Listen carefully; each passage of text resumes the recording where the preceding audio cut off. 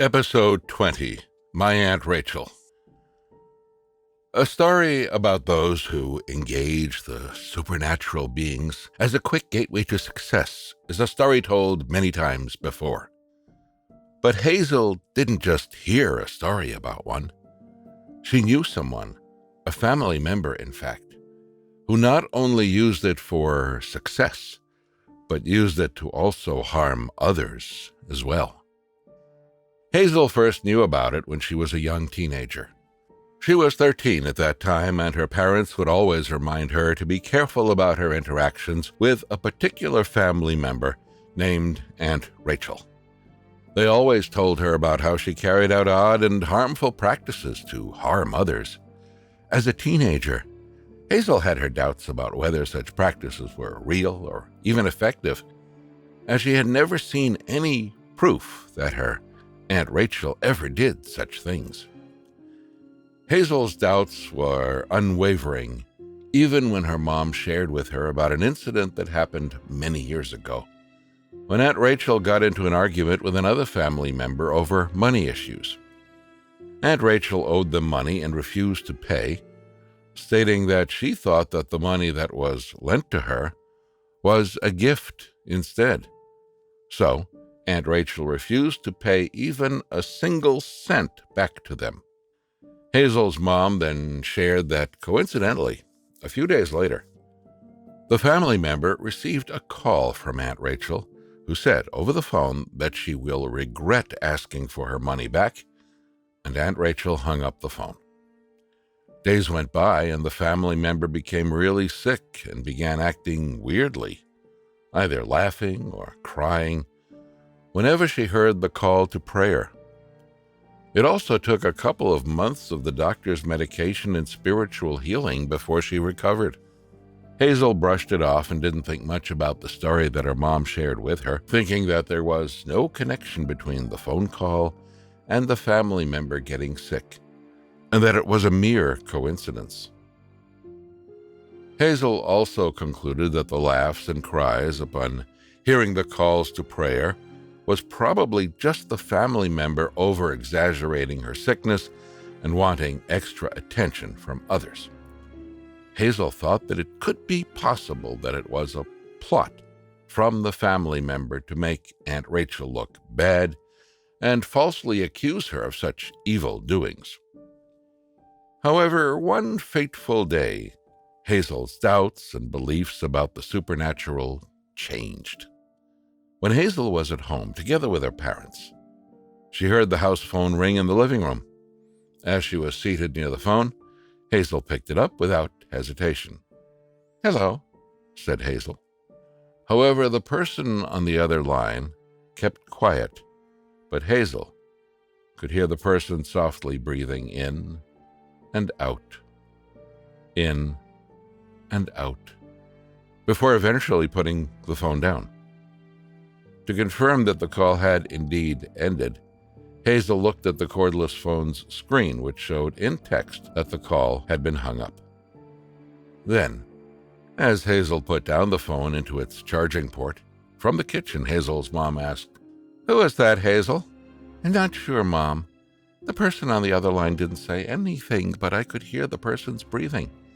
Maybe the person dialed the wrong number," said Hazel.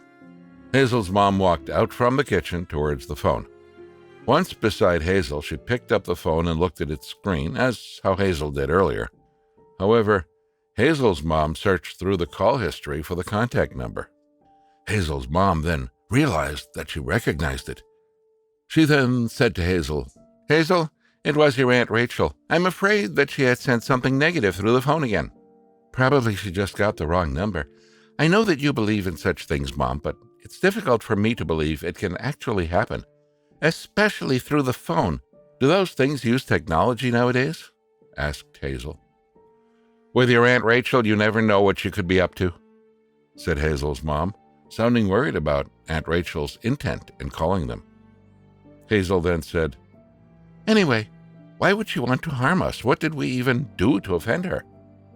After a brief moment's pause, Hazel's mom then explained, "Well, she's quite burdensome. As her sole income is dependent on her doing such services for other people's vengeance, she used to borrow money from us pretty often.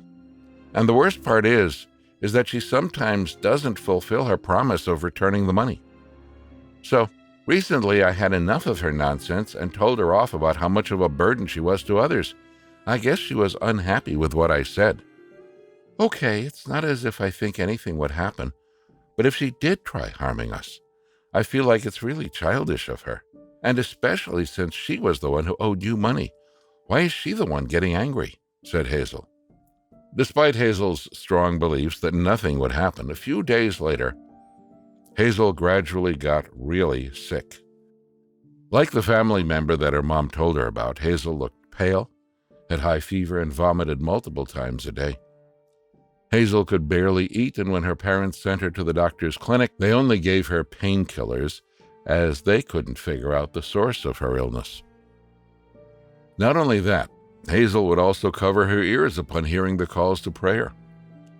Upon noticing the similarities and the growing suspicion that it was Aunt Rachel's doings, Hazel's mom rhetorically asked, "What's wrong, Hazel? Why are you suddenly covering your ears?" Sounding terribly weak, Hazel then replied, "It hurts my ears, Mom, and I feel really hot inside." As Hazel's mom predicted this would happen when Hazel picked up Aunt Rachel's call a few days earlier, Hazel's parents brought Hazel to a spiritual healer. But the road to recovery was a grueling one. As they were having trouble getting Hazel healed, Hazel's mom even tried to call Aunt Rachel over the phone several times to stop bothering her daughter.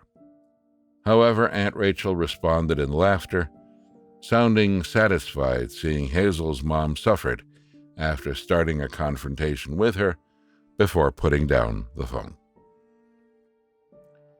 Although it was a very tough period for Hazel's family after seeing the pain that Hazel had to go through every single day, they pushed on and visited one spiritual healer after another. Eventually, they found a suitable healer for Hazel.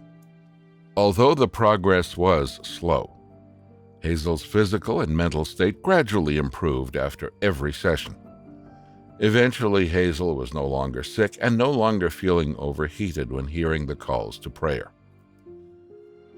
From the painful experience she had to endure over a period of about a month, Hazel's beliefs took a 180-degree turn as she began respecting the supernatural's existence.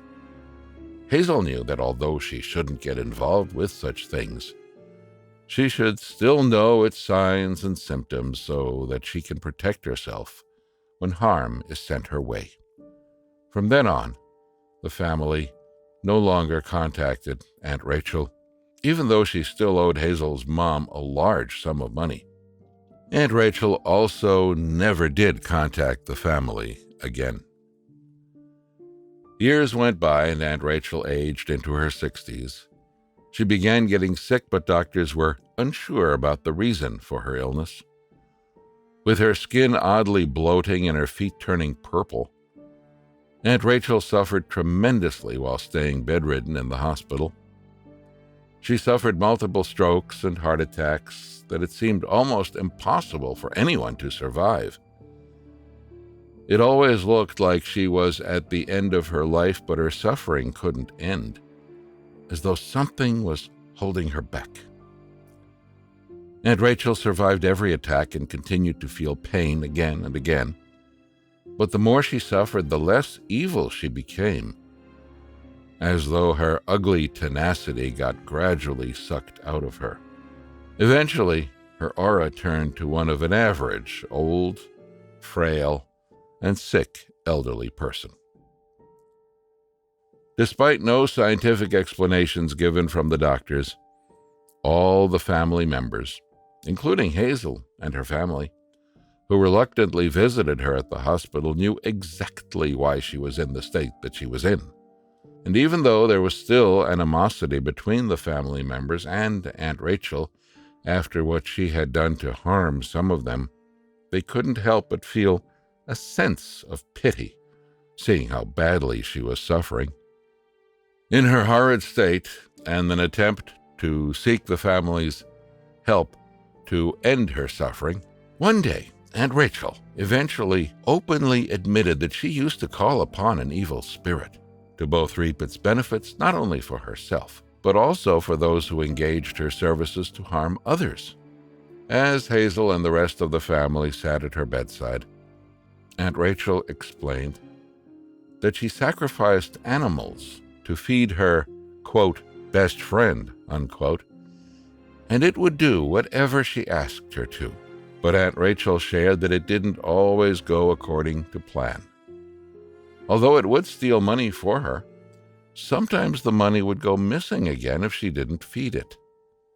Although paying attention to the details she was sharing on her hospital bed as she begged persistently for them to help her end the suffering, the family hesitated, even though they knew exactly what was needed to be done. However, upon seeing how pitiful she had become, they eventually agreed to help.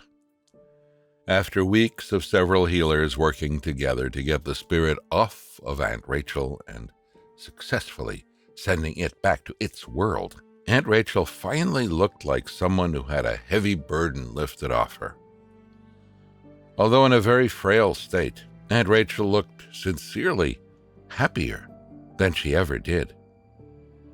Laid there still in the hospital bed with the family members around her, Aunt Rachel took her final breath to apologize to those she had harmed in the past. She also apologized to Hazel for what she had done to her so many years ago, which caused her so much pain. Aunt Rachel got weaker by the minute, and within a couple of hours, exhausted from all the pain she felt throughout the months, she finally fell asleep. Shortly after falling into a deep state of sleep, Aunt Rachel passed away peacefully. It was a part of her life that Hazel will never forget, a part that will always remind her that there's a world beyond hers, a world that is beyond her logic and scientific explanation, and that there are some things that just couldn't be explained.